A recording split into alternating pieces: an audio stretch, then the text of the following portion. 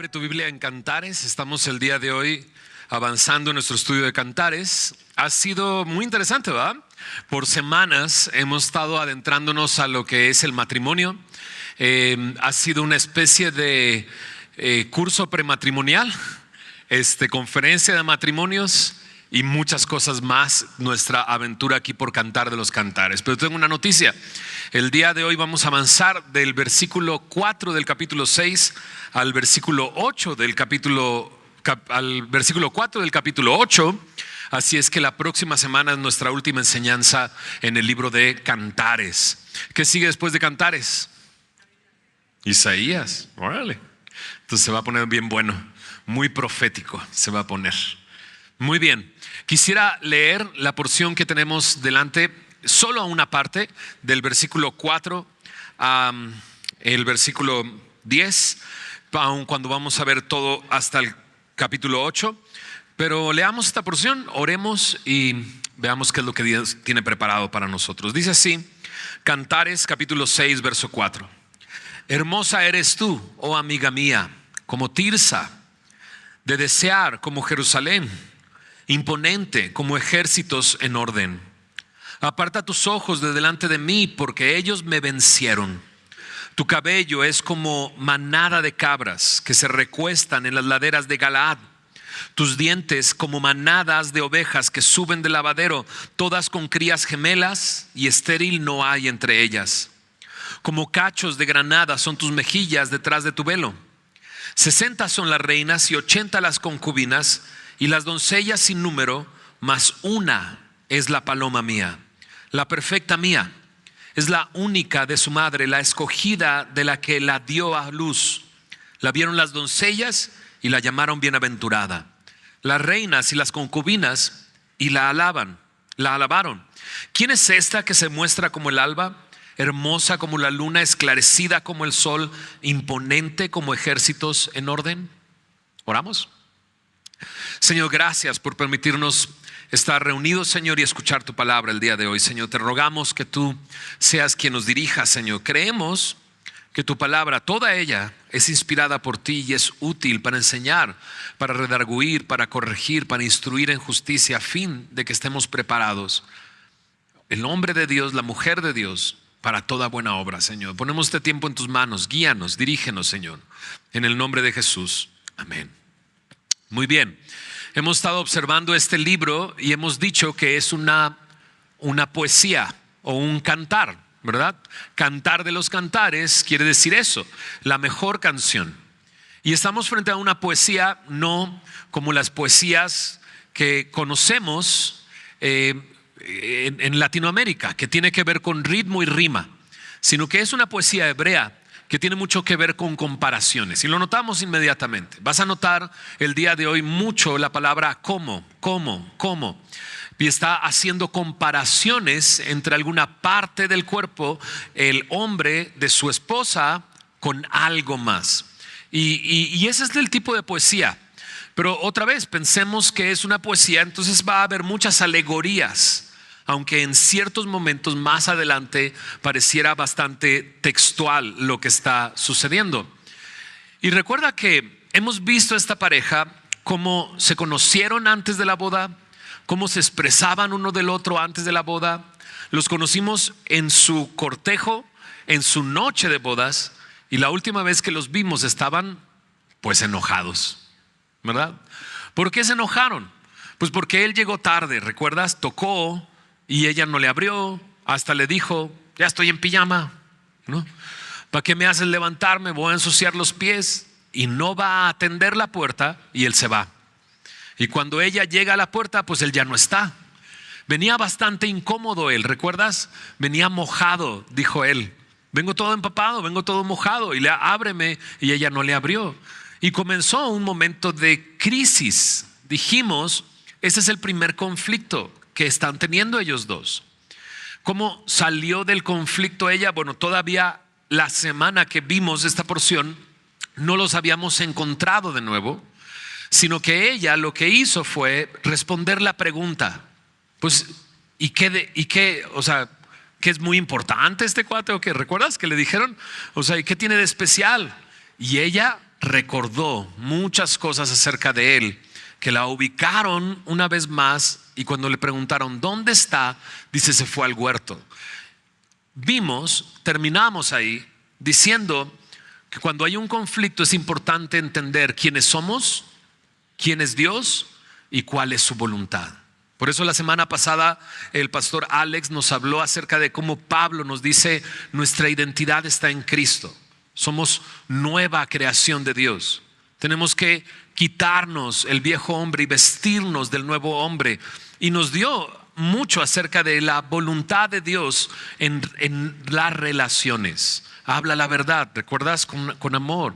Deja de robar, ¿no? Perdona, sé benigno. Enójate, pero no peques. No dejes que se ponga el sol sobre tu enojo. Eso es lo que vimos la semana pasada. El día de hoy estamos viendo la reconciliación. Y si te das cuenta, lo primero que leímos es cómo él se expresa de ella y él sí le está hablando a ella. Se vuelven a encontrar y lo primero que le dice es ¿qué? ¿Ahora sí me vas a abrir cuando llegue a tocar? ¿Le dice eso? No. Es común que cuando estamos en un conflicto, nuestra respuesta al conflicto muchas veces es lo que hace tiempo atrás se le llamaba la ley del hielo.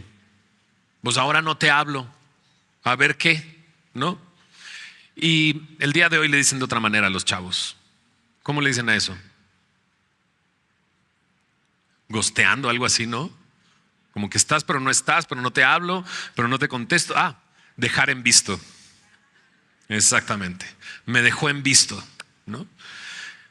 Generalmente respondemos de esta manera, pero cuando vemos la reconciliación aquí, vemos a él hablando. Resolvemos conflictos hablando, pero resolvemos conflictos hablando de la manera que él está hablando, ¿no? No le dice que ahora sí me vas a respetar, ¿no? Ahora sí me vas a abrir la puerta cuando venga tocando durante la noche. Ahora sí no vas a estar pensando solo en ti, ¿no? Lo que hace es recordarle quién es ella para él. Y lo primero que le dice es, eres, ¿cómo digo? Hermosa eres tú, oh amiga mía. Como Tirsa de desear, como Jerusalén, imponente como ejércitos en orden. Lo primero que hace es elogiarla. Eres hermosa. Y sabes, desarmas a muchas personas cuando comienzas recordándoles quiénes son para ti. Porque eso es lo que sucede. Amiga mía, hermosa eres tú. Y utiliza dos ciudades, una al norte que es Tirsa y una al sur que es Jerusalén. Ambas ciudades imponentes. La de Tirsa es descrita como un lugar de gran belleza natural y rústica. Se convirtió en una capital, en la capital del norte más adelante durante el reino de Jeroboam. Y Jerusalén, pues es Jerusalén, donde estaba reinando David, la ciudad de David. Ambos lugares imponentes, pero también tienen un significado sus palabras. Tirsa significa deleite y Jerusalén significa lugar de paz. Así significan estas dos palabras. Así que, ¿qué es lo que está diciéndole? Eres hermosa como un deleite, eres hermosa como un lugar de paz. Pero, ¿qué hacemos con la última frase? Imponente como ejércitos en orden. Como un ejército que tiene sus banderas y está listo para atacar. Y dices, claro, es lo que entendí yo. Había un conflicto, pelea, ¿no? A ver quién gana, ¿verdad? Cuando pienso en este ejército en orden, imponente, me recuerda las películas de El Señor de los Anillos. ¿Recuerdan las películas? ¿Alguien fan? ¿Algún fan? Cuando de repente se ponen en batalla. Me encantaría ser Alex, que se sabe todos los nombres de los reyes y todo, pero bueno, se enfrentan y están en línea, están esperando el ataque. Es imponente. Ahí está aquel que es el líder, animando a todos a resistir, a batallar, a tener valor. ¿verdad? Y muchas de estas películas del Señor de los Anillos, algunos de esos ejércitos no eran ejércitos en realidad, era gente que estaba ahí para defender a su pueblo. Y entonces es imponente, un ejército que está siendo animado a resistir el embate de un enemigo. Y así es como la ve él a ella, imponente como un ejército listo para la batalla. Y dices, claro, venía con armas, ¿no? Pero aquí quisiera tomar un momento para decir, porque esto es muy común en el conflicto matrimonial. Muchas veces llegan a consejería en Semilla e inmediatamente hasta las sillas las ponen una de un lado y otra del otro, y enfrentándose, ¿no? Y pareciera que la consejería, todo el principio es: él me hizo, ella me hizo. Y hasta un momento en que tenemos que decirle a esa pareja: ¿sabes qué? Efesios capítulo 6 versículo 12 dice así: no tenemos lucha contra sangre y carne, sino contra principados, contra potestades, contra los gobernadores de las tinieblas, contra huestes espirituales de maldad en las regiones celestes. Nuestra batalla es una batalla espiritual. Y tenemos que decirles, tienes que entender que tu cónyuge no es tu enemigo. Dentro de este conflicto, tu cónyuge es tu aliado. Y yo creo que él la está viendo de esa manera. No como alguien a quien enfrentar y entablar una batalla, sino juntos enfrentar el enemigo. Ahora, hemos hablado acerca del matrimonio durante todas estas semanas y nos hemos dado cuenta que sí, claro que hay un enemigo que está tratando de destruir aquello que Dios nos ha dado. Un matrimonio, una pareja deleitándose, viviendo juntos, disfrutando uno del otro. Y hemos dicho que el enemigo, el mundo, y por qué no decirlo, Satanás mismo, porque aparece en la Biblia este enemigo de nuestras almas y enemigo del plan de Dios, ha tratado de transgiversar, ¿así se dice? Tergiversar, transgiversar, eso, ¿me entendieron? El propósito del matrimonio, el propósito de una relación íntima, y ha destruido aquello que es glorioso y hermoso en el lugar y en el momento preciso, ¿verdad? Así que claro que hay un enemigo, pero no es ella y no es él. Juntos necesitan lidiar con esto que está sucediendo. Y él comienza diciendo así: aparta tus ojos de delante de mí, porque ellos me vencieron. Decíamos hace rato, ella fue quizás la que provocó el conflicto. No abrió la puerta a tiempo, él se va, hay un conflicto, hay una separación. Y ahora ve los ojos de ella y dice: me están conquistando tus ojos. Y yo sé, ha descrito muchas partes de ella en diferentes momentos. Ella también lo ha descrito a él. Pero me llama la atención eso. Son los ojos que está viendo en ese momento, y prácticamente le está diciendo: ya no me veas así porque me vas a hacer llorar, ¿no? Entonces probablemente está viniendo con ojos llorosos, quizás tristes, quizás están regresando a una reconciliación, y ella prácticamente le está diciendo: no me mires así porque ya me tienes, me ganaste, ¿verdad? Y entonces le dice muchas de las cosas que ya habíamos escuchado en el pasado. ¿Te acuerdas de la noche de bodas? Y cómo él comenzó a describirla. Comenzó primero en su cabello, ¿verdad? Y fue bajando, y parte de lo que está escrito allá, aquí está. Dice ahí: tu cabello es como manada de cabras que se recuestan en las laderas de Galaad. Tus dientes como manadas de ovejas que suben del lavadero, todas con crías gemelas, y estéril no hay entre ellas. Como cachos de granada son tus mejillas detrás de tú.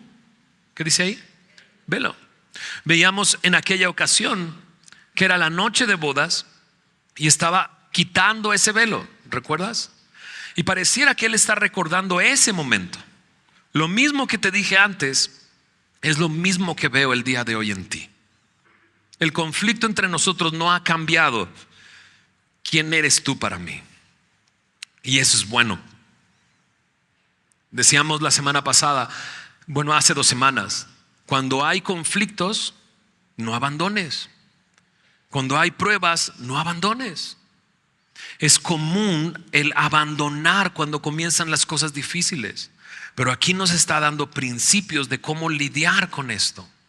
Y lo primero es hablando. Y lo primero es elogiando y afirmando aquello que has pensado en el pasado y que sigue siendo igual, ¿no? Ahora veo esto y pienso en una cosa. Hombres, ¿están ahí? ¿Se están despiertos? Hombres, ok. No hay que reinventar muchas cosas. Muchas veces decir lo mismo es suficiente. ¿Verdad que sí, chicas? Porque a veces las chicas es, ya no me dices lo que me decías antes. Entonces nosotros estamos así leyendo esto, estudiando esto y dices, yo no soy nada romántico, pastor. O sea, ¿y qué le voy a andar escribiendo? ¿Y qué voy a estar tratando de inventarme? Y luego escuchando a este vato, a este esposo diciendo esas cosas tan bellas, a mí ¿qué me queda? Pero no necesitas reinventar frases nuevas, simplemente lo mismo que ya le has dicho. A ellas les gusta escuchar, ¿ok?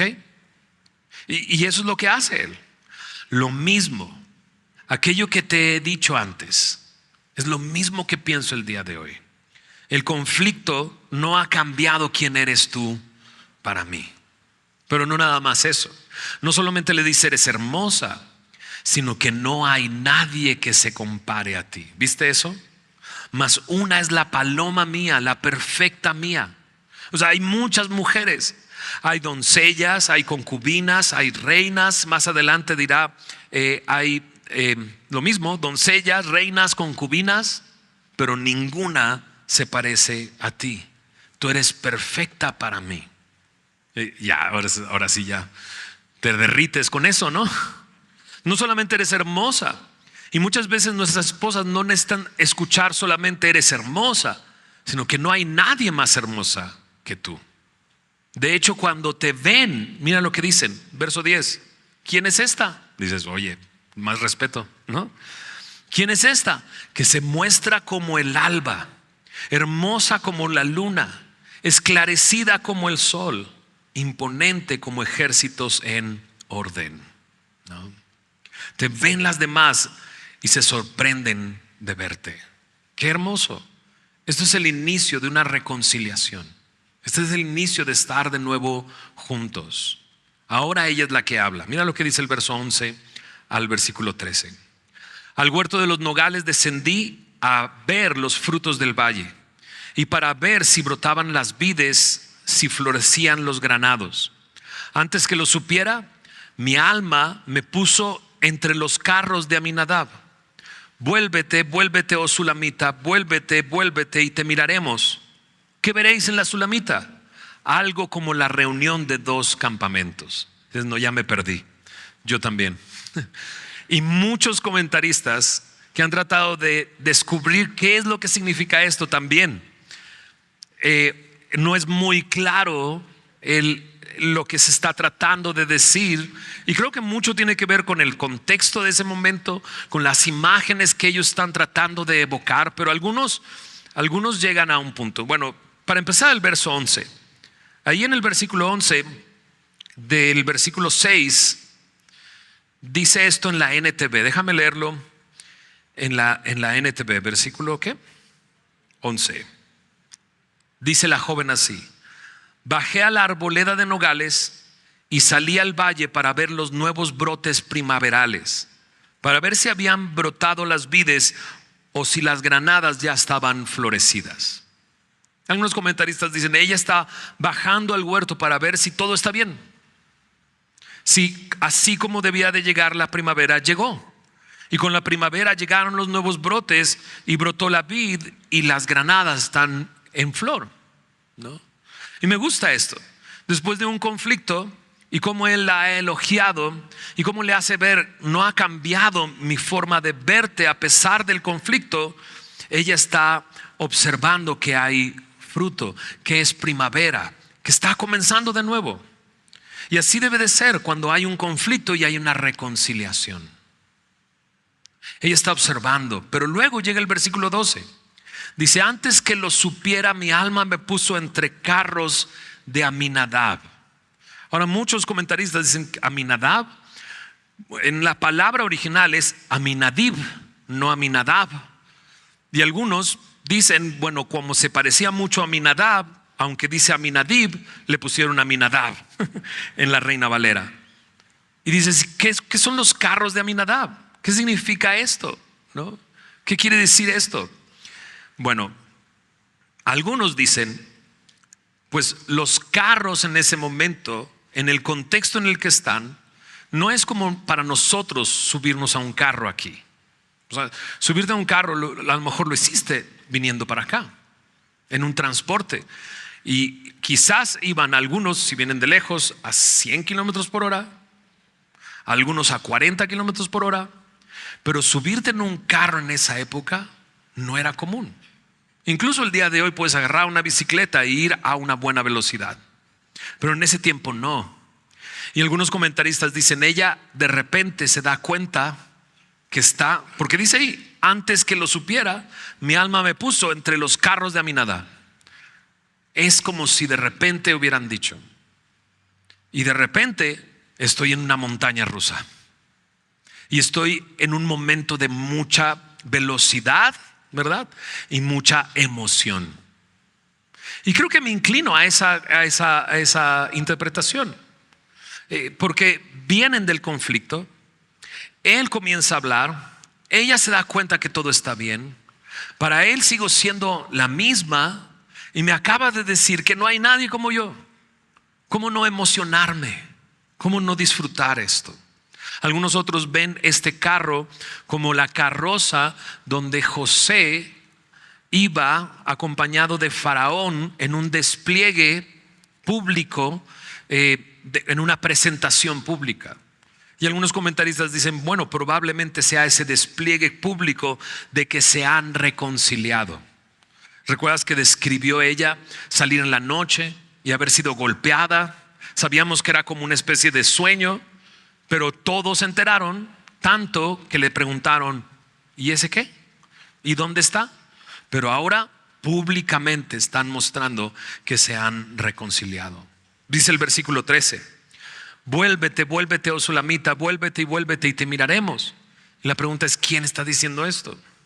Irá en el carro y le están diciendo, regresa. Pero está aún más confuso la siguiente parte del versículo. ¿Qué veréis en la Sulamita? ¿Algo como la reunión de dos campamentos? ¿No? Cuando habla de dos campamentos, probablemente está hablando de dos ejércitos, dos campamentos. Y sí, ya nos mencionó que ella es imponente como ejércitos en orden, una vez, dos veces, y vuelve a aparecer acá. Pero por ejemplo, en la NTV, este versículo se lee de esta manera. Checa. ¿Por qué miran hacia esta jovencita de Sulam mientras se mueve con tanta gracia entre dos filas de bailarines? Y dices, no, pues ya entendí menos. Los campamentos, que en la Reina Valera se traducen como campamentos, en otras versiones se traducen como un baile o como una danza. Dices, pues menos entendí. Pero quisiera verlo de esta manera. Vienen del conflicto. Él comienza a hablar. Él le dice, todo sigue igual. O sea, las mismas palabras que en la noche de boda son las mismas palabras que tengo para ti hoy y más, porque no hay nadie como tú. Ella se da cuenta que es como si fuera primavera, como si todo estuviera comenzando. Ella está en la emoción de esta nueva reconciliación y todo es como una especie de danza y fiesta, ¿no? Qué increíble. Alrededor de perdonar. ¿Te acuerdas cómo vimos la semana pasada en Efesios capítulo 4, hablándonos acerca de la voluntad de Dios en esta nueva vida, en este nuevo hombre? Dice en el último versículo que vimos la semana pasada, antes, sed benignos unos con otros, misericordiosos, perdonándoos unos a otros, como Dios también os perdonó a vosotros en Cristo. Pareciera que está habiendo una renovación de la relación, donde hay gozo al final de este capítulo, donde hay emoción, donde hay reconciliación, donde ha comenzado todo como si fuera una primavera. Vayamos al capítulo 7. Dice de esta manera: cuán hermosos son tus pies en las sandalias, oh hija de príncipe. Los contornos de tus muslos son como joyas, obra de mano de excelente maestro. Tu ombligo como una taza redonda que no le falta bebida. Tu vientre como montón de trigo cercado de lirios. Tus dos pechos como gemelos de gacela. Tu cuello como torre de marfil. Tus ojos como los estanques de Hesbón junto a la puerta de Bat Rabim. Tu nariz como la torre del Líbano que mira hacia Damasco. Tu cabeza encima de ti como el Carmelo, y el cabello de tu cabeza como la púrpura del rey, suspendida en los corredores.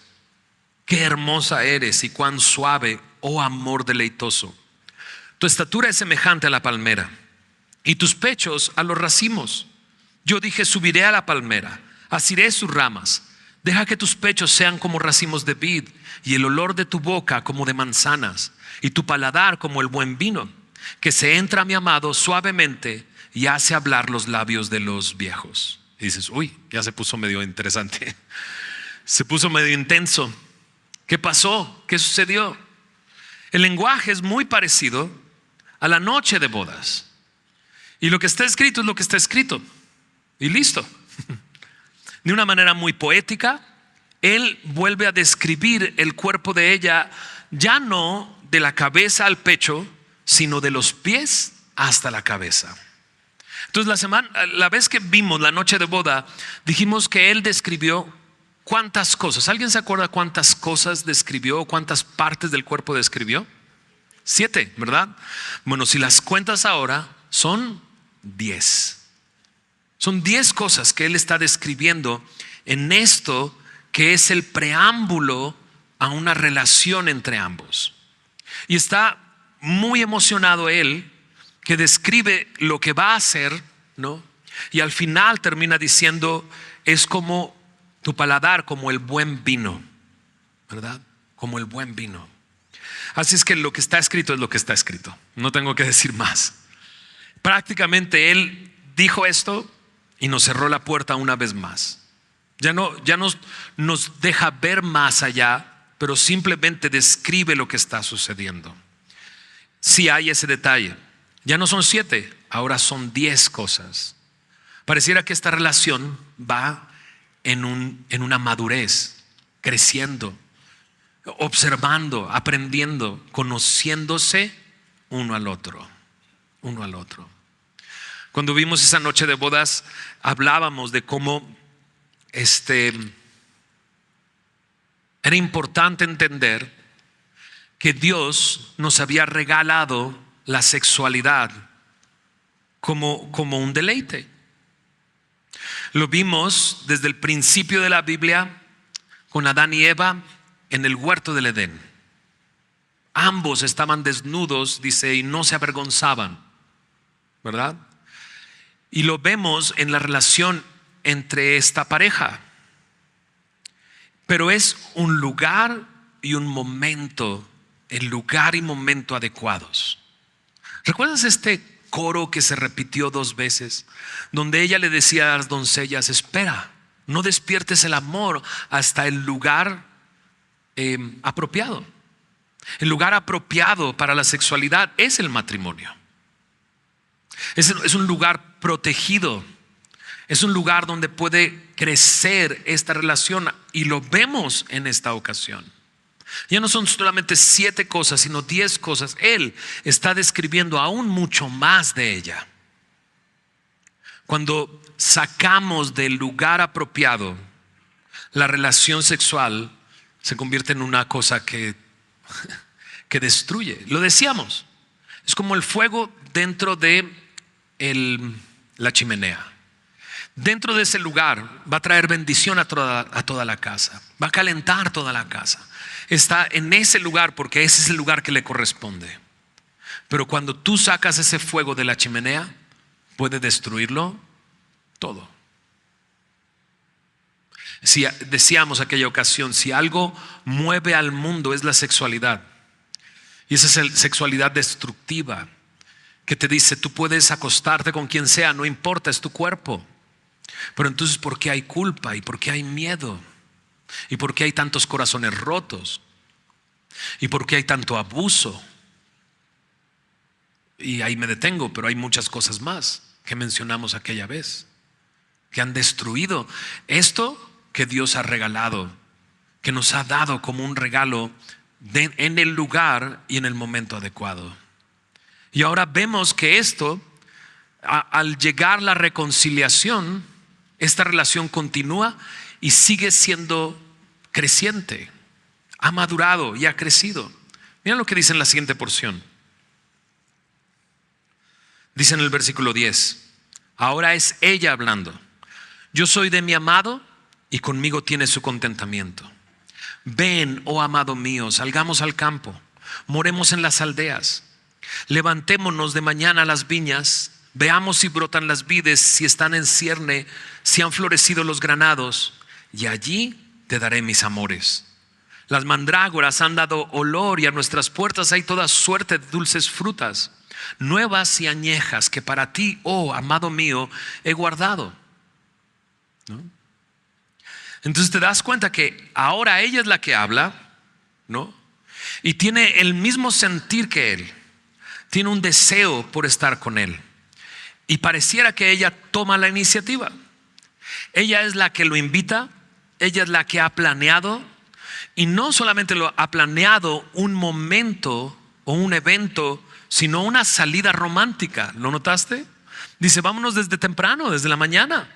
Vamos a disfrutar todo este tiempo juntos, desde temprano en la mañana. Y me encanta porque el verso 13, al expresar estas cosas, a nuestras puertas hay toda suerte de dulces frutas, nuevas y añejas que para ti, oh amado mío, he guardado. Hay una relación donde hay amor, donde hay respeto. En mis notas, como tenía muy poquito espacio, solamente puse it's okay. Está bien, claro que está bien.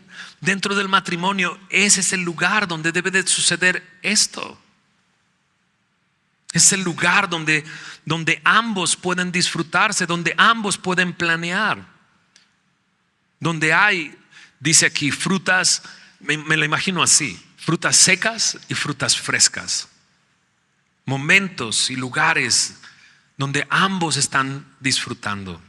Ese es el lugar para este momento.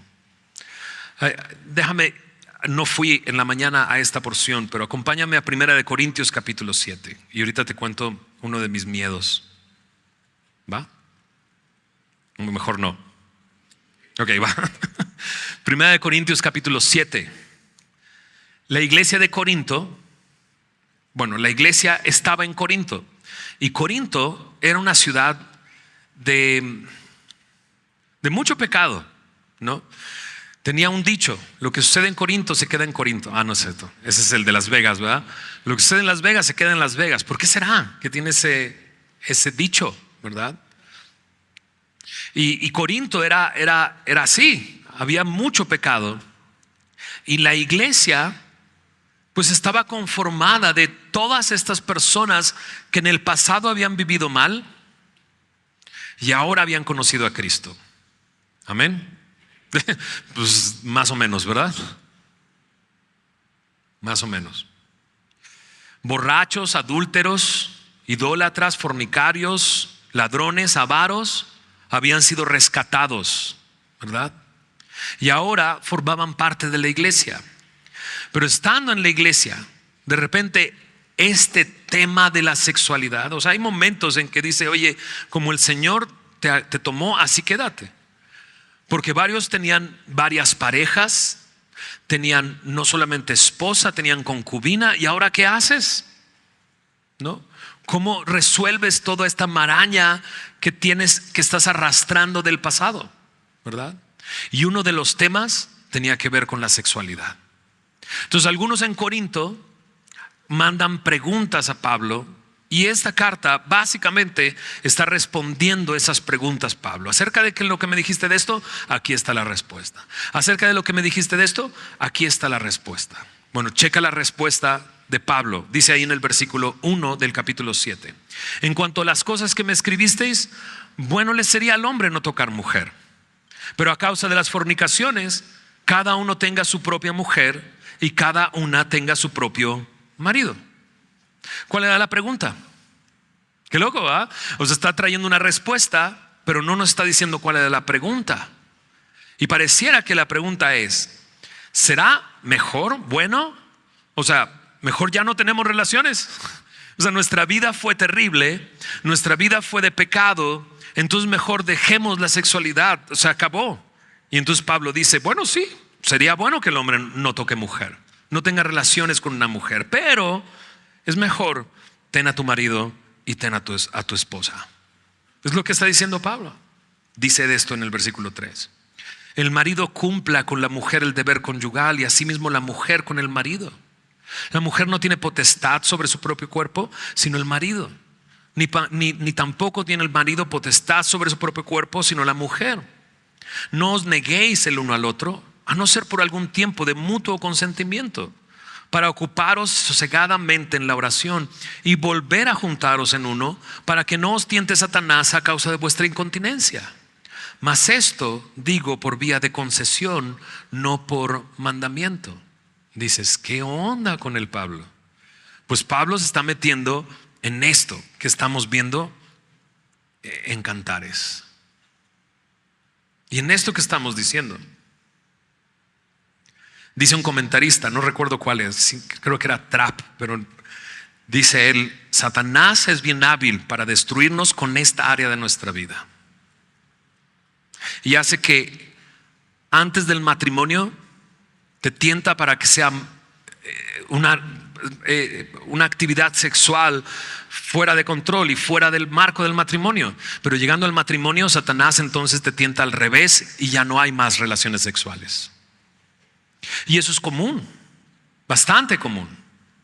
Entonces de repente Pablo trata de poner orden. Pongamos orden. Tu cuerpo ya no es tu cuerpo, es de tu esposo. Tu cuerpo ya no es de tu cuerpo, es de tu esposa. Y eso convierte lo que vemos en Cantares en el servir al otro. Lo que vimos, el mundo, ¿verdad?, está enfocado en la sexualidad como algo personal. Atiéndeme. Pero para Dios la sexualidad es: te voy a atender, te voy a servir. Y ya no se trata de mí, se trata de ti. Y entonces se convierte ese momento en algo tan especial que la sulamita le dice: vámonos desde temprano, disfrutemos todo el día, estemos juntos, descubramos esas frutas secas y esas frutas frescas. Qué interesante, ¿no? En el lugar y en el momento apropiado, ¿verdad? Entonces de repente dice aquí: no os neguéis el uno al otro, sino por algún tiempo de mutuo consentimiento. Y esto es interesante porque, y aquí está mi miedo. ¿Te digo cuál es mi miedo? Ok, ahí va mi miedo. Porque me preguntaban hace rato: ¿y listo para el mensaje? Y yo: no, tengo mucho miedo. ¿Cuál es el miedo que tengo? Que enseñando algo que es algo general, que lo único que podemos obtener de aquí son principios que pueden ser generales para todos nosotros, pero que en lo particular no necesariamente se puedan aplicar. ¿Se entendió? Entonces mi miedo es que de repente digas tú: no, pues el pastor dijo esto y pues así tiene que ser. No, hay particulares dentro de cada uno de nosotros. Hay situaciones, la vida cambia. Hay muchas situaciones muy particulares de cada uno de nosotros. Este es el ideal, dijimos, ¿recuerdas? Cantar de los Cantares es algo ideal. Es una pareja que ha esperado todo el tiempo para ese momento y entregarse. Y recuerdas que dijimos: y no hay nadie más en esa recámara más que ellos dos. Entonces es mi miedo, que enseñando algo general, de repente lo tomes como una regla. No, hay particulares en cada uno de nosotros. Y por eso dijimos al principio, si necesitas una consejería, busca una consejería. Y podemos platicar y orar juntos y buscar en la palabra de Dios qué es lo que necesitas de parte de Dios. Pero me da buenos principios, ¿cierto? Me da excelentes principios para mi matrimonio y sobre todo para esta área de mi vida, ¿verdad? Muy bien, ¿seguimos? Versículo 1 del verso 8. Esto se pone más raro. Dice: oh, si tú fueras como un hermano mío que mamó los pechos de mi madre, entonces hallándote fuera te besaría y no me menospreciarían. Y dices: ¿qué? ¿Qué dijo? Y esto lo tenemos que ver dentro del contexto en el que está escrito. En el contexto y en el lugar y la cultura en la que esto está escrito, no era bien visto dar muestras de cariño entre esposos en la calle. Eso era reservado para lo privado, ¿no? Pero si es tu hermano, pues es tu hermano, y lo agarras y le das la mano y lo abrazas, y si alguien se te queda viendo es: hey, es mi hermano. Y eso es lo que ella está diciendo básicamente. No está diciendo otra cosa más que: me encantaría poder expresar mi amor por ti en público. Versículo 2: yo te llevaría, te metería en casa de mi madre y tú me enseñarías, y yo te haría beber vino adobado del mosto de mis granadas, ¿no? Una referencia una vez más a llevarla a casa de su mamá. Y creo que esto, una vez más, como lo dijimos, qué hermoso es poder aprender esto en casa y tener un ejemplo en casa. Y aquí yo suelto la pregunta: ¿qué ejemplo le estamos dejando a nuestros hijos en nuestra relación matrimonial? ¿Qué pasa si le preguntamos a nuestros hijos: ¿te gustaría casarte? Y ellos te contestan: no, para nada. O te dicen: sí, claro, me encantaría un día casarme. Diferentes respuestas, ¿verdad? Que tienen un trasfondo cada una de esas respuestas. Pero qué hermoso que nosotros como papás podamos ser un ejemplo para nuestros hijos, seguir el mandato de Dios, seguir lo establecido por Dios, el propósito de Dios. Por eso termina esta porción así: su izquierda está debajo de mi cabeza y su derecha me abrace. ¿Alguien se acuerda de eso? Es el precoro, ¿verdad? ¿Cuál es el coro? Os conjuro, oh doncellas de Jerusalén, que no despertéis ni hagáis velar al amor hasta que quiera. En la NTV lo leímos en esa ocasión, donde se repitió esta misma frase o este mismo coro, y dice de esta manera: prométanme, oh mujeres de Jerusalén, que no despertarán al amor hasta que llegue el momento apropiado. Una vez más, una advertencia: esto es para un lugar y un momento adecuado donde Dios lo va a bendecir y será maravilloso, pero tienes que esperar. Dices: pastor, ¿qué pasa si yo ya la regué horrible y mi vida ha sido un desastre en esta área? Ve con el Señor, ve al Señor, ven en arrepentimiento a Él. ¿Sabías que el pecado del hombre, que lo separa de Dios y que básicamente lo mantiene muerto? Dice en Efesios capítulo 2 que estando muertos, Él nos dio vida juntamente con Cristo. Dice: ¿por qué éramos antes? Dice: éramos aquellos que hacían la voluntad de su carne y de sus pensamientos, en lugar de hacer la voluntad de Dios. Y en esta área muchos hicimos lo que quisimos, lo que pensábamos que estaba bien, lo que creíamos que era lo correcto. Y ahora nos estamos dando cuenta cuál es la voluntad de Dios. Y entonces es un buen momento para decirle: Señor, necesito entregarte esta área de mi vida. Necesito reconocer, no viví de la manera que tú querías que yo viviera en esta área, y necesito entregártelo.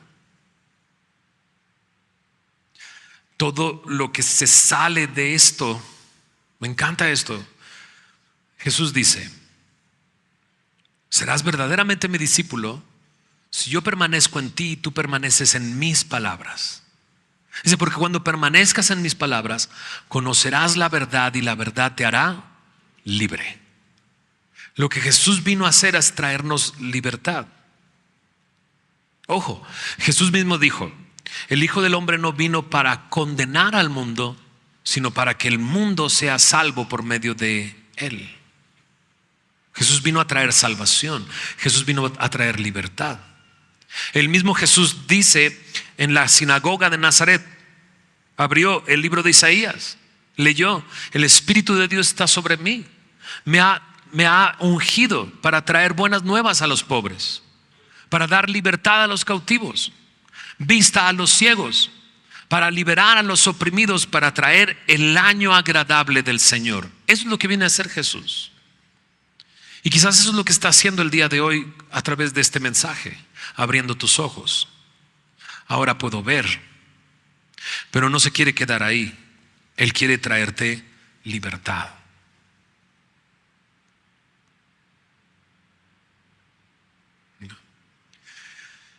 Pues ya hago lo que yo quiero, pastor.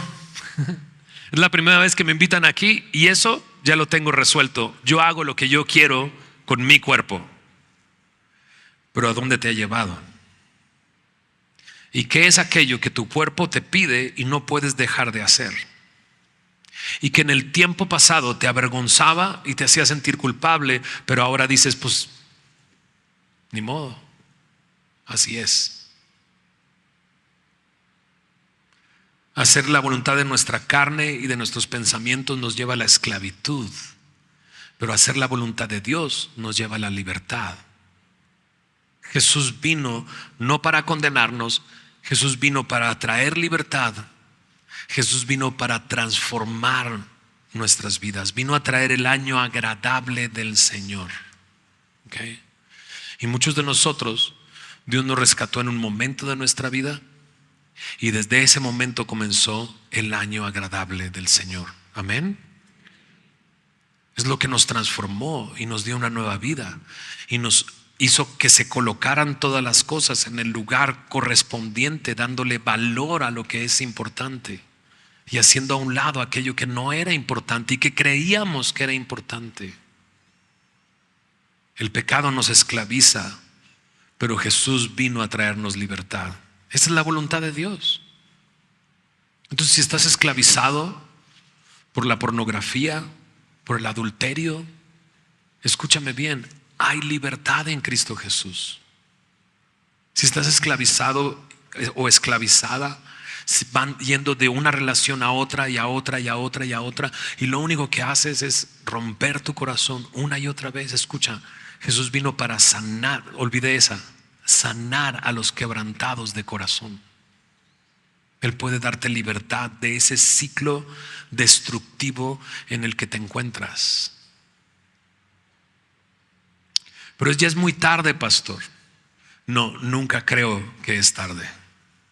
El mismo Nicodemo le dijo a Jesús: ya estoy viejo, ¿cómo puede suceder eso? ¿Cómo puedo nacer de nuevo? Y Jesús dice: lo que es nacido de la carne, carne es; lo que es nacido del Espíritu, Espíritu es. Él te puede dar vida sin importar cuántos años has vivido de la manera que tú has querido. Dice su palabra: aquel que está en Cristo, nueva criatura es. Las cosas viejas pasaron, he aquí todas son hechas nuevas. Él quiere traer novedad a tu vida, ¿no? Y a tu matrimonio.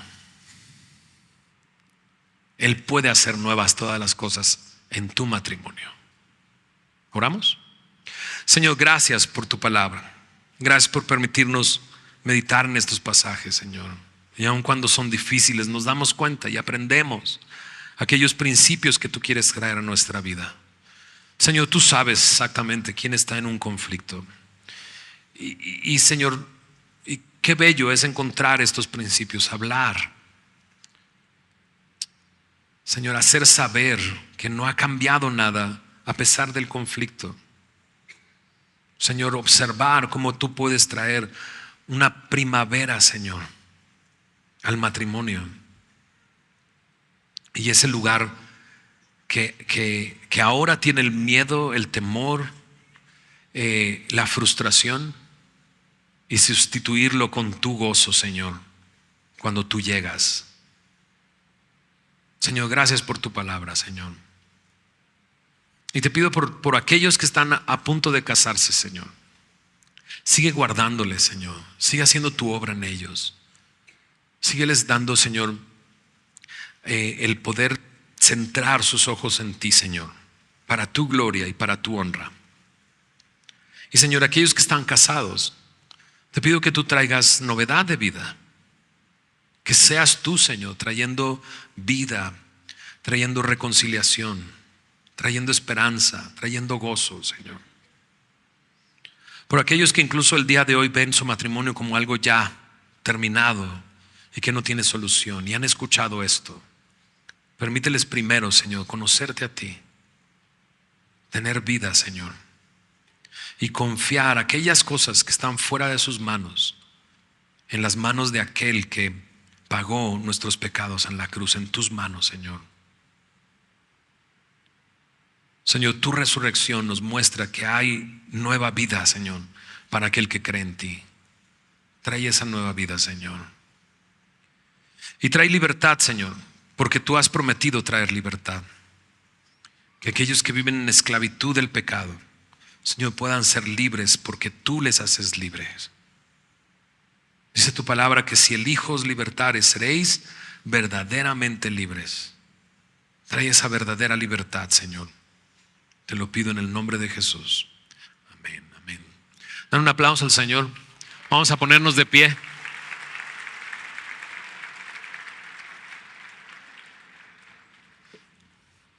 Si tú necesitas libertad y necesitas depositar tu confianza en Cristo, déjame decirte, puedes hacerlo. ¿Qué tengo que hacer? Me preguntarás. ¿Creer en el Señor Jesús? Jesús es el Hijo de Dios. Vino a este mundo y demostró a través de palabras y hechos que Él era el Hijo de Dios. Trajo sanidad a cada lugar a donde llegaba, traía vida a los muertos, traía libertad espiritual a los que estaban poseídos. Y eso lo hizo en una región de este mundo, y los que lo vieron testificaban: este tiene que haber venido de Dios. No se encontró engaño en su boca, ni mentira en su boca. Vivió haciendo la voluntad de su Padre. Y cuando llegó a la cruz, la Biblia me dice que Dios cargó en Él el pecado de todos nosotros. Él, habiendo vivido una vida perfecta, fue a la cruz, el justo por los injustos, para llevarnos a Dios. Eso es lo que Jesús vino a hacer. ¿Y cómo sé que Él pagó por mí? Porque las últimas palabras que Jesús dijo fueron: consumado es, que significa pagado por completo. ¿Y cómo sé que sus palabras son un hecho? Fue sepultado y al tercer día resucitó, mostrando que venció al pecado y venció a la muerte. Si tú el día de hoy te arrepientes de tus pecados y crees en el Señor Jesús, serás salvo, tendrás vida. Te animo a que lo hagas. Si lo necesitas hacer, cierra tus ojos ahí donde tú estás y simplemente dile estas palabras: Señor Jesús, ahora sé que soy un pecador. He hecho lo que yo quiero, pero tú tienes un propósito para mí. Me arrepiento de mi pecado, dile. Y creo que tú, Jesús, eres el Hijo de Dios, que tú pagaste mis pecados en la cruz, que fuiste sepultado y resucitaste al tercer día. Díselo. Creo que en ti hay poder. El día de hoy te entrego mi vida. Sé mi Señor. Rescátame. Haz conmigo lo que dijiste que podías hacer. Dame libertad. Sana mi corazón. Dame vista. Trae en mí el año agradable del Señor. Haz tu obra en mí, dile. En el nombre de Jesús. Amén. Déjame orar. Señor, gracias por aquellos que han hecho esta oración. Te pido, Señor, que tú hagas tu obra en ellos, Señor, en ellas. Llénales de tu Espíritu Santo, Señor. Muéstrales aquellas cosas, Señor, que tú quieres hacer en sus vidas, Señor. Trayendo luz, Señor, trayendo sanidad, trayendo vida, Señor, trayendo novedad. Haz tú la obra, Señor, te lo pedimos. En el nombre de Jesús.